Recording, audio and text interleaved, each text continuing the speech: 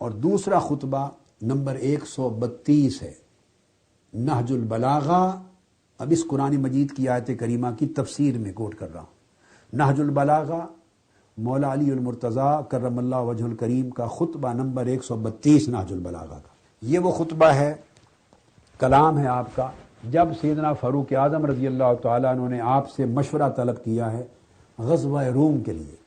جب بلاد روم اور بلاد شام کے غزوات ہو رہے تھے تو ان میں بھی آپ نے فیصلہ فرمایا خود جانے کا، تاکہ فوجوں کو اور فوجیوں کو ایک بڑی ہمت نصیب ہو، حوصلہ ملے اور فتوحات ہوں اسلام کو۔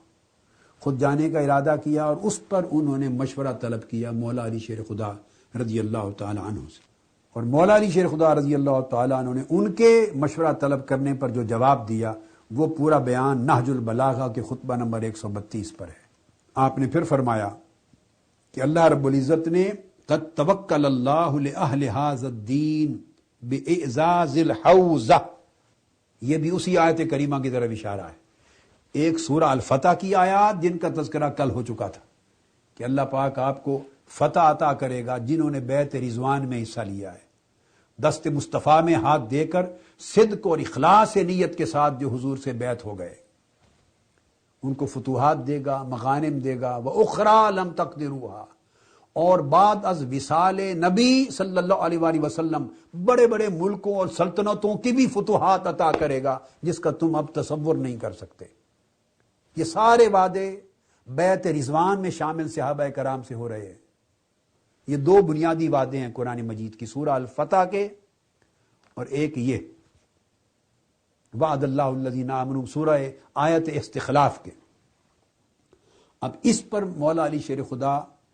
اس دوسرے خطبے میں بھی فرماتے ہیں کہ اللہ رب العزت نے اس دین کے حامل اور وارثوں کو کے لیے اس دین کی حفاظت کرنا اور ان کی حمایت کرنا اور ان کی مدد کرنا اللہ نے خود اپنے ذمے لے لیا ہے۔ اللہ ان کا وکیل بن چکا ہے آپ کا، اس نے خود یہ ذمہ داری اٹھا لی ہے، وہ وکیل ہے، اس نے اپنے سپرد کر دیا ہے یہ کام کہ لأہل ھذا الدین، اس دین کے حاملوں کی حفاظت کرے، باعزاز الحوزہ وستر العورہ، کوئی کمی کمزوری ہو اس پہ پردہ ڈالے گا، حفاظت کرے گا، اور اگر کوئی ایسا موقع مقابلہ کا آ جائے تو ہمیشہ اللہ حمایت کرے گا، مدد کرے گا، نصرت عطا کرے گا اور حفاظت کے ذریعے فتح دے گا۔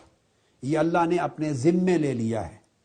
اب یہ بات سیدنا مولا علی شیر خدا فرما رہے ہیں سیدنا فاروق اعظم رضی اللہ تعالیٰ عنہ لأہل ھذا الدین، تو گویا مولا علی شیر خدا نے سیدنا فاروق اعظم رضی اللہ تعالیٰ عنہ کے دور خلافت کو اور آپ کی حکومت کو اور آپ کے ترتیب دیے ہوئے لشکروں کو اہل ھذا الدین کہا، اس دین کے اہل، اس دین کے حامل، اس دین کے وارث، اس دین کے سپہ سالار دین اسلام کے اور اللہ کے وعدہ کے حقدار۔ اگر معاذ اللہ استغفر اللہ العظیم یہ جھوٹا مفروضہ اور انتہائی حیرت انگیز اور اذیتناک من گھڑت یہ مفروضے بعض لوگوں کے جو امت میں انتشار اور فتنہ پیدا کرنے کے لیے کرتے اور چلاتے ہیں، اگر یہ قبول کر لیے جائیں کہ یہ لوگ معاذ اللہ استغفر اللہ دین کو چھوڑ گئے تھے، پھر گئے تھے، منافقت چھپا رکھی تھی، حضور کے وصال کے بعد کھل کر سامنے آ گئے، استغفر اللہ العظیم مرتد ہو گئے، خارج ہو گئے اور اہل بیت کے خلاف دشمن ہو گئے اور خلافت کا حق جو اللہ رسول کا دیا ہوا غصب کرنے والے بن گئے، اگر ان تمام معاذ اللہ الزامات کو جمع کر لیں تو تصور کریں کہ کیا امیج ذہن میں بنتا ہے ان کا، سیدنا صدیق اکبر کا، سیدنا فاروق اعظم کا اور ان صحابہ کرام کا، اور جو اگر معاذ اللہ اس مفروضے کو قبول کر لیا جائے، غلط مفروضے کو، تو سیدنا علی شیر خدا کے ساتھ تو اہل بیت بنو ہاشم کے علاوہ کل 11 صحابہ بیٹھے تھے آپ کے ساتھ گھر میں، آپ کی مشاورت میں پہلی بیعت کے وقت۔ پھر جب آپ تشریف لے گئے تو سب نے بیعت کر لی، بیعت سب نے کر لی، مولا علی شیر خدا سمیت سیدنا صدیق اکبر رضی اللہ تعالیٰ عنہ، مگر ان کے انتظار میں کہ یہ کریں تو ہم بھی کریں۔ کل 11 تھے اور ان 11 میں سے کوئی صاحب خلافت نہیں ہوا، وہ خلیفہ نہیں ہوئے۔ سوال اب پیدا ہوتا ہے کہ اس سچویشن میں اگر وہ جھوٹا مفروضہ جو دین میں تفرقہ اور انتشار پیدا کرنے کا، پراگندگی یہ ذہن کی آئین کا پیداوار وہ مفروضہ، اگر وہ قبول کر لیا جائے تو مولا علی شیر خدا where does he stand? what is going to be his status, what is going to be his position, his integrity, his character, his solidarity, his truthfulness, his righteousness. ان کی صداقت، ان کی جرأت ایمانی، ان کا کردار، ان کا تقوی، ان کا علی مرتضیٰ ہونا، ان کا سیف اللہ ہونا، دین حق کا علمبردار ہونا، سچ بولنا، یہ ان کا کردار کہاں جاتا ہے؟ وہ ان کو برملا کیا کسی خوف سے کہہ رہے ہیں ان کو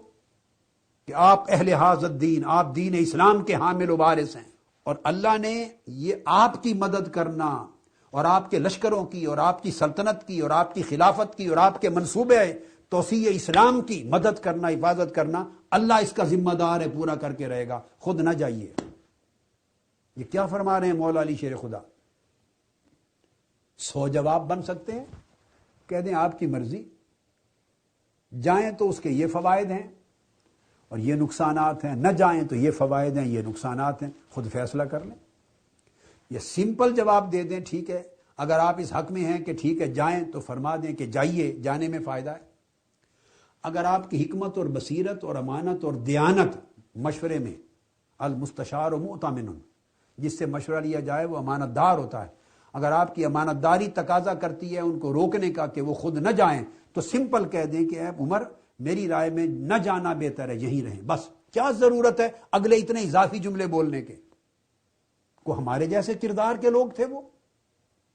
آج کے لوگ ایسے چاپلوسی کرتے ہیں، اضافی جملے بولتے ہیں، جو بات دل میں نہیں ہوتی منہ پہ لاتے ہیں، خوشامدانہ کلمات بولتے ہیں، وہ تعریفیں کر دیتے ہیں کسی مفاد کے لیے جس کا وہ حقدار نہیں ہوتا۔ ایک گھٹیا درجے کے لوگ، دنیا پرست وہ لوگ یہ کام کرتے ہیں۔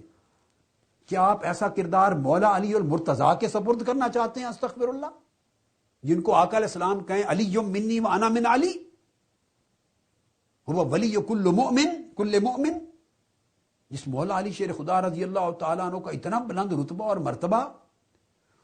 وہ اس طرح کے آدمی ہوں کہ جو بات ان کے دل میں نہ ہو وہ زبان پہ لے آئیں، دل کی بات کے خلاف، معاذ اللہ، یہ تو کس بنتا ہے؟ اگر وہ ان کو اہل دین نہ سمجھتے تو کیوں کہتے کہ آپ اہل دین ہیں؟ غاصبوں کی حکومت سمجھتے تو کیوں کہتے وَتَوَكَّلَ اللَّهُ لِأَهْلِ هَذَا الدِّينِ؟ معاذ اللہ، وہ تو دین کو اس سوچ کے مطابق وہ تو دین کو ٹکڑے کر چکے ہیں، وہ تو دین کو نقصان پہنچا چکے ہیں، معاذ اللہ دین سے خارج ہو چکے ہیں۔ وہ اہل حاضر دین رہے کب ہیں؟ اس مفروضے، جھوٹے باطل مفروضے کے تحت۔ اور جب مولا علی شیر خدا ان کو اہل حاضر دین کہہ کر اللہ کے وعدے کا مصداق ٹھہرا رہے ہیں، تو پھر ہمیں اپنی سوچ کی اصلاح کرنی چاہیے کہ ہم اگر ان کو برا سمجھیں تو ہم مولا علی شیر خدا کے مد مقابل کھڑے ہو کر مولا علی شیر خدا کو جھوٹا کہہ رہے ہیں، معاذ اللہ، استغفر اللہ العظیم، مولا علی شیر خدا کی تکذیب کر رہے ہیں۔ ایک فیصلہ کریں، یا مولا علی شیر خدا کے مخالف کیمپ میں کھڑے ہوں اور جو بات وہ کہیں ان کے مخالف کہیں، یا مولا علی شیر خدا کے غلام تابع دار بن کے وفادار ہوں، جو وہ کلمہ کہیں وہ ایمان رکھیں۔ اب میری نصیحت تو یہ ہے، میری نصیحت کہ لوگوں، خدا کے لیے مولا علی شیر خدا سے زیادہ بڑا مومن نہ بنو، یہ کوشش نہ کرو۔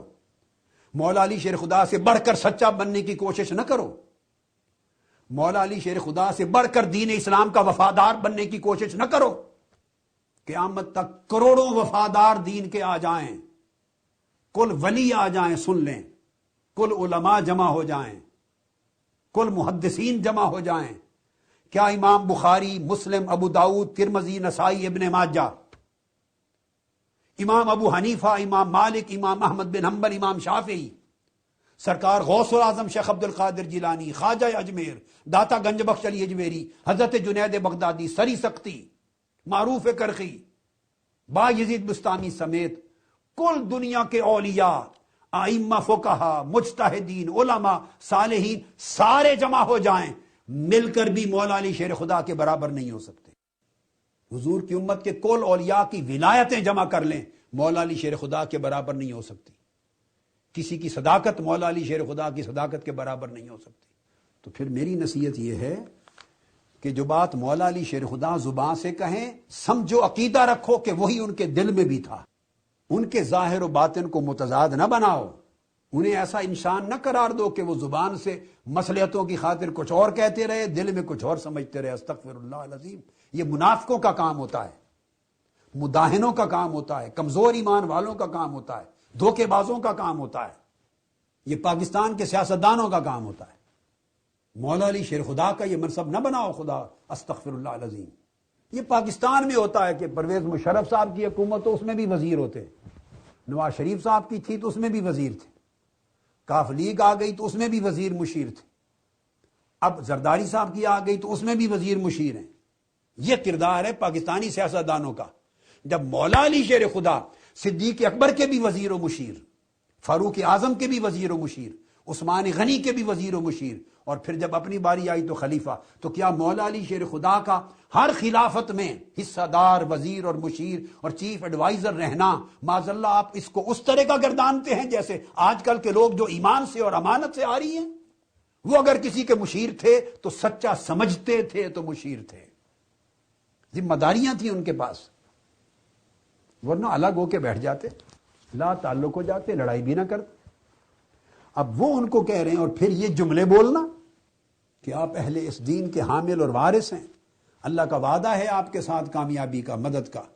اللہ نے وکالت لے لی ہے، اور پھر والذی ناصرہم، اور آپ وہ لوگ ہیں جن کی مدد کرنا اللہ نے اپنے ذمہ لے لیا ہے، وہم قلیل لا ینتصرون، ومعناہم وہم قلیل لا یمتنعون حی لا یموت۔